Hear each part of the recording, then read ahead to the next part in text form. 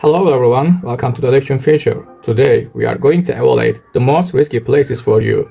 We are going to take a look at the 2024 election map based on the latest polls in the all 50 states to see who is the favorite to win the election in November. I would have been accurate in my assessment of the Electoral College, and that he really was down in Minnesota, New Mexico, Virginia, and New Hampshire. He really was in big trouble.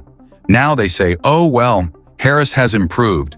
And yes, she improved because she picked up a lot of Democrat voters who were going to vote third party or were undecided.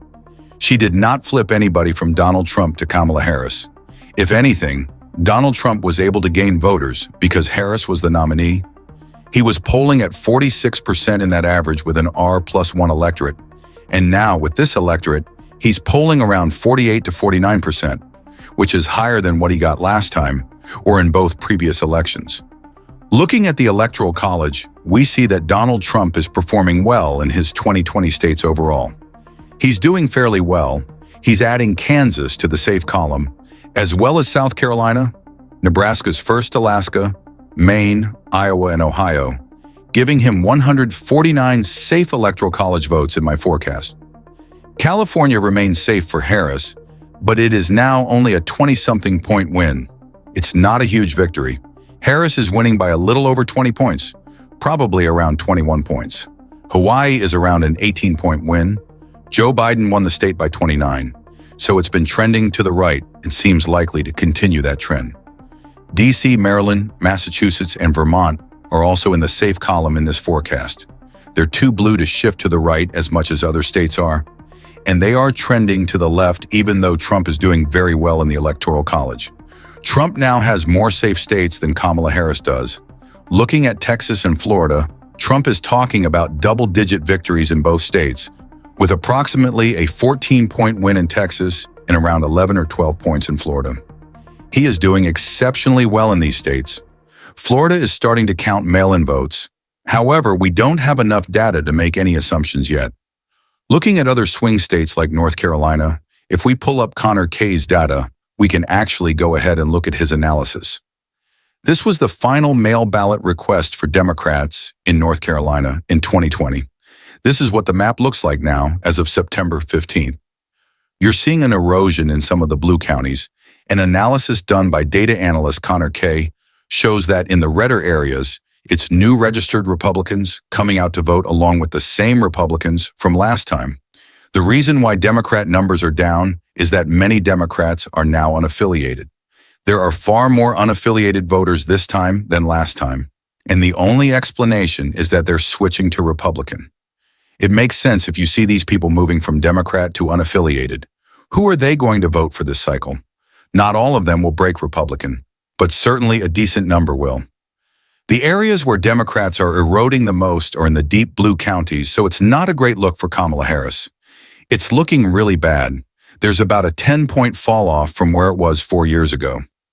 Republicans are up about 4 to 5 points, so again, not a great look. In my forecast, North Carolina is roughly an 8-point victory for Trump, which would be about a 7-point shift. North Carolina hasn't been trending anywhere in the past 2 cycles. It's been a stagnant state at the national level. It got bluer in 2020, but moved with the popular vote, the same as in 2016. If this continues, it will match the 7-point shift in the popular vote that I'm predicting. The state has been voting about 6 points to the right of the nation for a long time, so it would make sense for North Carolina to have an 8-point victory for Trump. Trump is improving by 7 points. A 3-point popular vote victory would make perfect sense. In Georgia, the ballot requests are more white than they were in 2020, and there are fewer of them, which isn't good for Democrats. The numbers are way down, and the electorate is more white, which isn't favorable for Harris.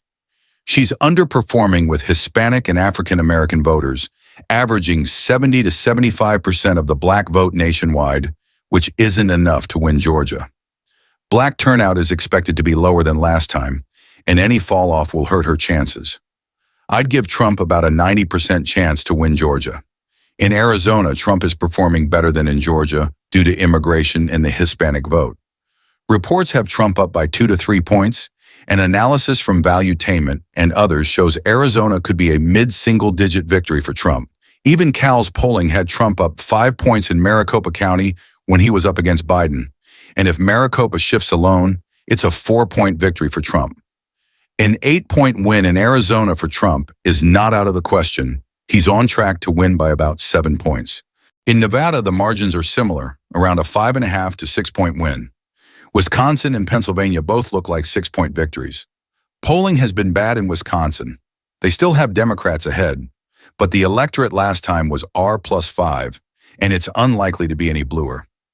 Wisconsin consistently votes to the right of Pennsylvania and Michigan, contrary to poll predictions. In my polling average, Trump is up by about 5.8%, showing a 7-point improvement. In Pennsylvania, the Democrats have lost significant ground, and data shows a considerable reduction in their final mail-in ballot requests compared to previous years. This trend is evident in other battleground states, solidifying Trump's chances in the Electoral College. In the mail-in ballot requests, Republicans are already close to beating their record from 2020, while Democrats are almost completely missing from this.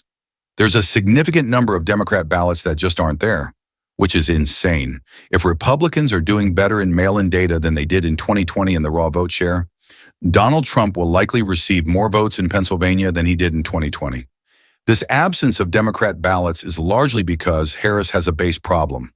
When you look at the numbers and apply the math, let's say there are about 250,000 votes missing from Harris's column. This translates to a 3-point victory in Pennsylvania. That's not even considering what Trump might gain from Election Day votes, making a 4 to 6-point win in Pennsylvania entirely possible. Even if it's a 4 or 5-point win, I would still have been the most accurate forecaster. I'm even adjusting my demographic model to include everyone, including myself, and it still leans more to the left than the previous demographic model. Yet Trump remains ahead in Wisconsin and Pennsylvania by multiple points and leads in all the swing states.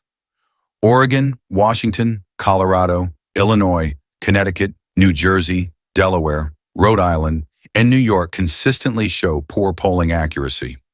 The polling errors in Washington and Oregon are particularly bad, and it's the same story with Illinois, although the aggregate there is slightly better depending on the poll. Colorado and Illinois actually undersampled Biden last time, but the polling errors in the Northeast are horrendous. For instance, New York had a 6-point polling error. Maine's 1st district is likely Republican now, leaving only a few states in the lean column. Currently, Trump is winning Michigan comfortably. All the polls that showed Biden doing 5 to 6 points better than his actual results now have Trump either up 1, tied, or Harris up 1. This suggests that my 3 to 4-point victory projection for Trump is feasible. Even though my polling average has Harris up in the state, I may be underestimating how much the electorate will shift to the right. In Nebraska's 2nd district, Trump is also up by about a point, and the district has been redrawn to be more Republican-friendly. In Maine, Virginia, and New Mexico, we're looking at close margins, around 3 points in Maine. Virginia and New Mexico are performing similarly in this forecast, each showing a 2.6 percentage point victory. Not a good sign for Harris, as these states voted for Biden by about 10 to 11 points, and now they're trending to the right. Minnesota and New Hampshire are also tilting right. Anyone claiming that Harris will win Minnesota by more than 3 points, or that New Hampshire isn't competitive, is either misinformed or not being truthful. These states will likely come down to a few thousand votes and be highly competitive. Wisconsin is the only lean state for Kamala Harris. Wisconsin is very narrowly in the lean margin for her, and she has about a 60% chance of winning this crucial battleground state. Interestingly, it's voting to the right of Michigan and Pennsylvania, which is uncommon, likely reflecting the polls showing Kamala Harris doing well there. The next state to consider is Arizona, which is the only lean state for Donald Trump. I think it could go either way. Right now, I have it leaning toward Harris after the debate, but it could still swing. I don't currently see it as a lean margin for Trump. It's more likely to be a tilt either way, though a lean margin at 61% probability isn't far off. I think Harris is slightly favored as of now. Now, looking at the final 5 states, which are all tilt margins, some lean more than others. We start with Georgia, which I believe has the highest margin for Trump at 58% to 42%. This is another flip for Trump, along with Arizona, showing his strength in the Sun Belt, while Harris retains Biden's margins in the Rust Belt and even expands in places like Wisconsin. In Georgia, Trump's percent of 58 chance of victory is good news, though I still think Harris is favored overall. But anything could happen before election day. In North Carolina, Trump is slightly less favored with a percent of 57 chance of victory, which might be an overestimation when compared to Georgia.